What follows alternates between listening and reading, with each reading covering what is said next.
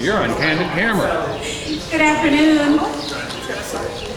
Good afternoon, everybody. This is Maria Lozano, and I'd like to thank everybody for being here today for our meet and greet.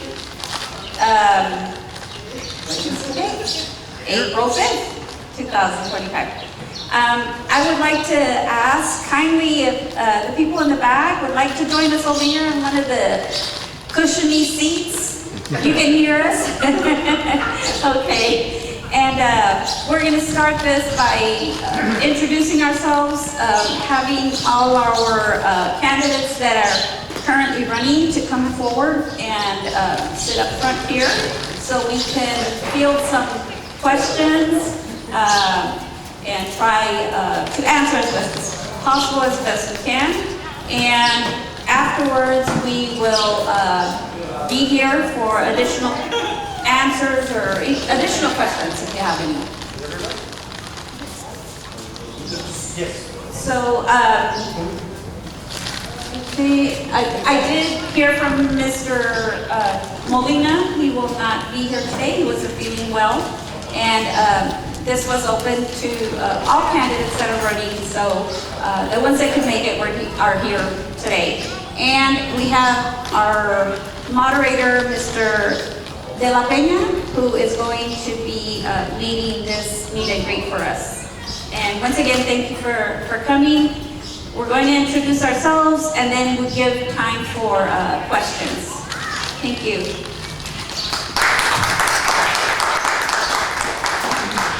Thank you, Maria. I'd like to make a comment in full disclosure, right? I'm not a citizen of Kirby. Let me put it this way, I'm a vested observer because I'm a very active member of St. Joan of Arc Parish, and I'll have time to make a commercial because we have our festival tomorrow. You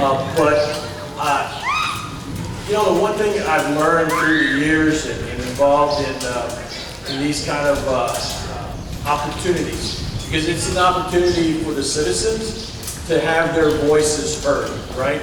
And also hold people accountable to the positions that they're taking, that they've taken in making policy, in trying to create that policy, and what's the due diligence behind that, right?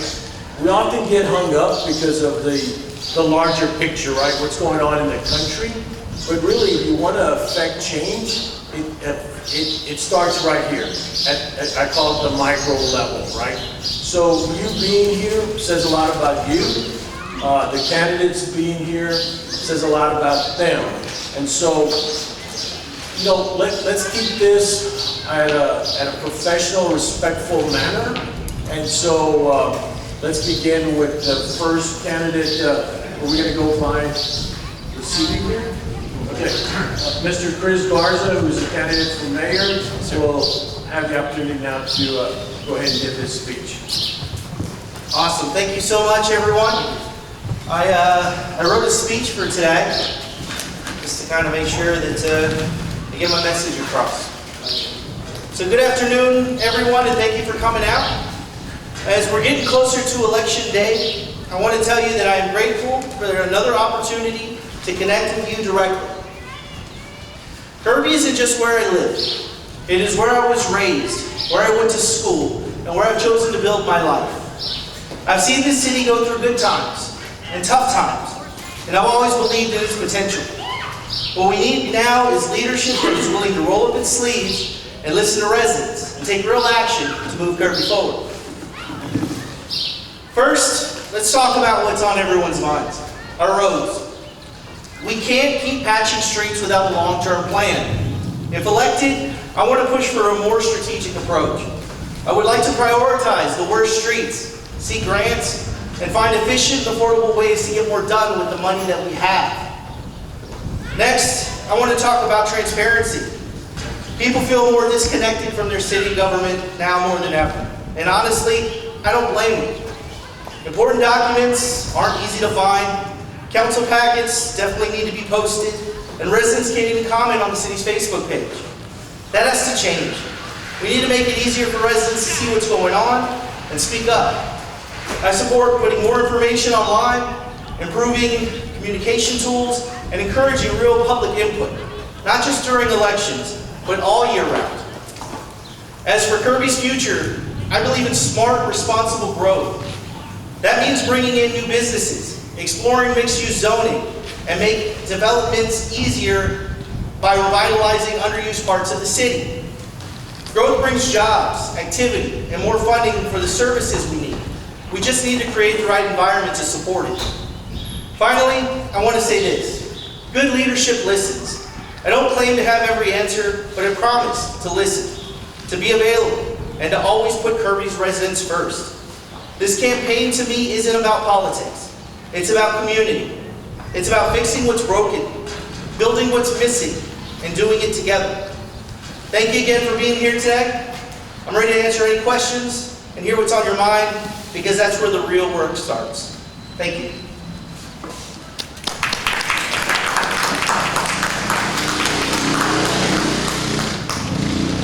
Are we talking questions? Are we rolling on? No. Hi there. So for those of you guys who've been following along, you already know my name is Dr. Jonathan Todd. I run my own chiropractic practice here, based here out of Kirby, although I travel all throughout Bexar County and San Antonio. I have thoroughly enjoyed coming to these meet and greets and getting to know more and more of my neighbors and the people that make up the community of Kirby. There's a lot of opinions around here. There's a lot of people who have something to say, even if there aren't necessarily a whole lot of us speaking to City Hall. What I have found over the last month or so is that this process of running for Kirby City Council has been a learning experience. I've learned a great deal. I've learned a lot about the city of Kirby and the way it runs and the way it's supposed to run. I have learned that the mayor and the city council are supposed to take input from the people that they represent, the citizens of Kirby, and develop a master plan for how the community is going to progress forward. It is not their job to execute that plan.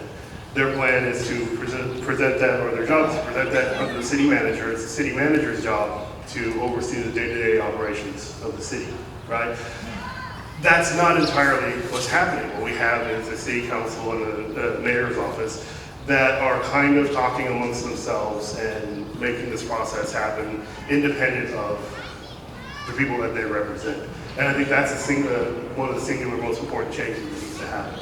I have learned that through the process of communicating with Bexar County and even an open records request, that the city really hasn't been that good about applying for grants. We talk a lot about the streets, and we talk a lot about the necessity of getting grant money to make up for our tax revenue shortfall.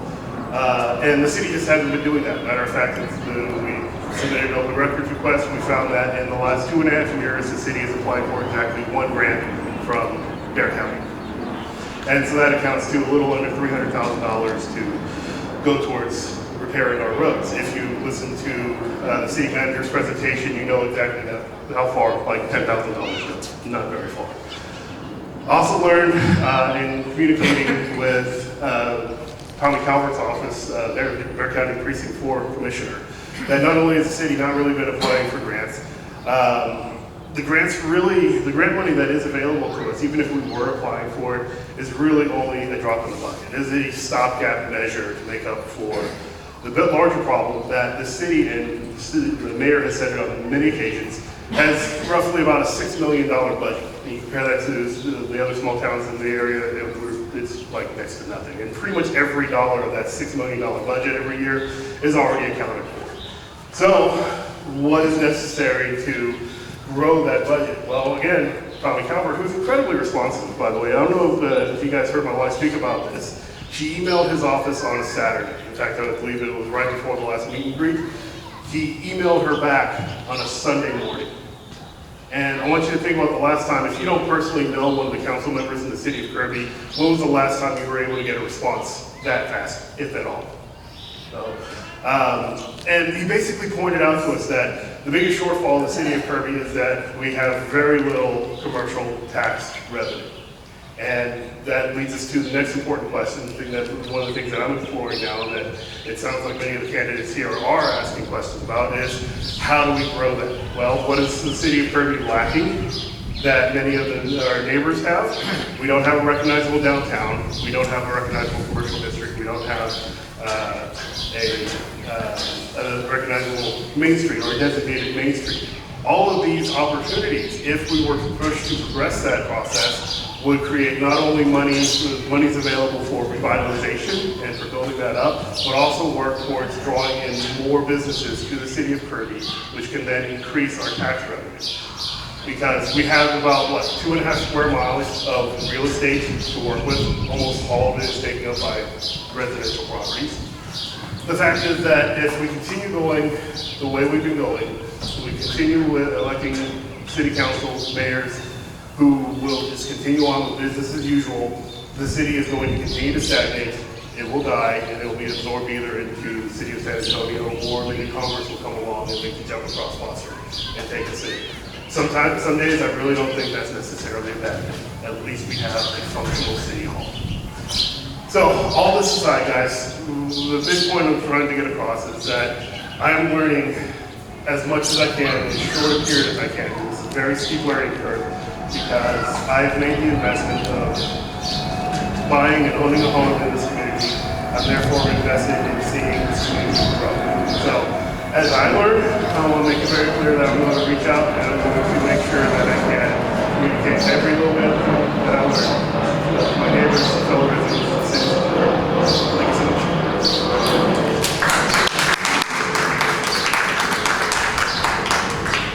All right, my name is David Barbosa. I'm a retired law enforcement, and let me tell you all why the reason I decided to run for city council members is because we have city council members that are followers. We never hear from them. They state they do all of this for the city, but we never hear about them. Okay? Our mayor spoke the other day about we only have $6 million in revenues. Yes. Why didn't we sell the properties that we could have sold to the businesses that would bring revenue to the city? Whether it's storage units, impound, it brings money to the city. Well, it's not going to look good. That's why we have code compliance. Will you enforce code compliance? It's going to have to look good. Plain and simple. But we need revenue. She's right, we need revenue. But you start shutting down all these businesses, where's the revenue coming from? Nowhere.